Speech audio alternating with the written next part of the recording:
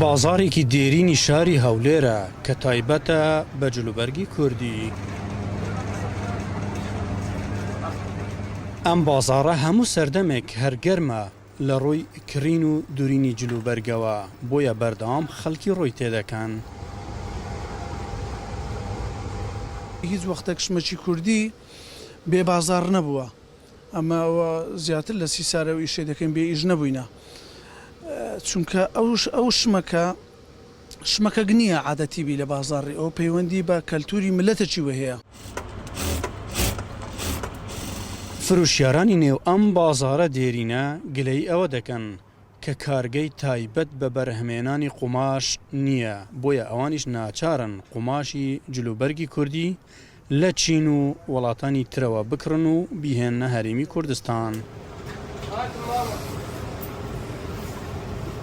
پێشتری کارگەی قوماشمان هەبوو لە هەولێرێ، قوماش بە خۆمان دروستمان دەکرد، یعنی ئێستاش تقریبان 20 ساڵ دەبی بەخوای 20 ساڵە و جەپاسارە کارگەکە نمایە، بەس ئێستا مشتریمان هەیە، خەڵکمان هەیە، ئەو قوماشەی کە ئی خۆمان بوو ئێستاش لەبەریتی ئەستا قوماشیمە هەمووی سینیە، ئەوەی باشوی مەسەرەن تورکیا، ئەویت کە ئیرانیە، هەمووی لە وڵاتان هاور دەکرێت و دێتە ئێرە. لەگەڵ ئەوەی کە لە ساڵدا تەنها ڕۆژێک بۆ پۆشینی جلوبەرگی کوردی دانراوە و لە مشتریەکانی کڕینی جلوبەرگی کوردی هەموو ڕۆژ هەر هەن و سەرقاڵی کڕین و پۆشینی جلوبەرگن.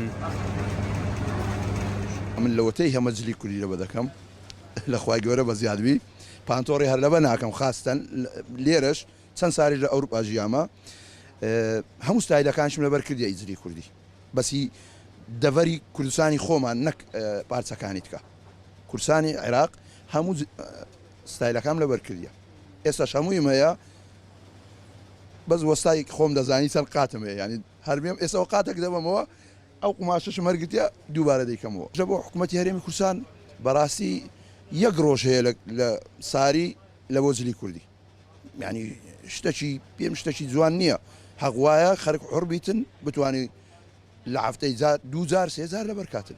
کوردی زۆر نەوعی هەیە، تقریبا هەتا 8 نەوعی هەیە، هەدیەکە زۆرەکان جیاوازن، دچان بەس اختیار دەبەردەکە، هەیە بەس گەنجەکان دەبەردەکەن لە دەری شاری لە دێهات و لە گوندەکان خەڵک بەعام بەرجی کوردی دەبەردەکات و خواستی زۆرە و خەڵکوازی نەهێناوە بەرجی کوردی.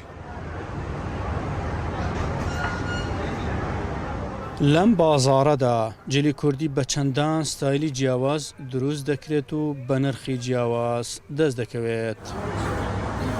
ئەحمەد جێباری، دەنگی ئەمریکا، هەولێر.